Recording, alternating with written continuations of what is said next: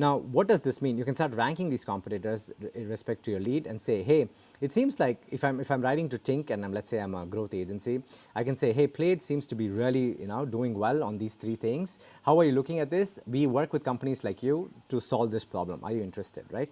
And this is assuming Tink raised capital recently.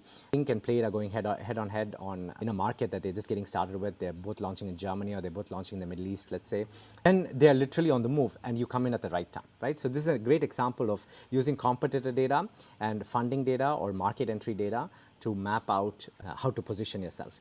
Here's another example. Give me a list of 10 Swedish SaaS companies that raised capital the last 6 months. So these are companies that have raised capital the last 6 months. You get date here. This is March 2024. Well, it's more than 6 months, but so you can see that this is pretty good. I mean, February, March 2025. So this means that the founders of these companies are literally on the move right now and would be very interested, depending on the type of service you sell and how you sell it, to engage. So you get engagement.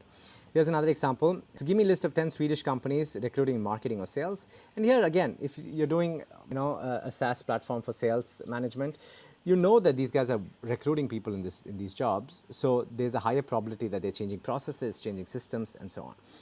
Here's another example. Give me a list of 10 Swedish founders who've been featured in press articles this week. And here you can see you get a bunch of, you get the list, you get a list, you get the URL. And again, you can use this to nurture. You can say, hey, I read your article here, really exciting, insert a quote.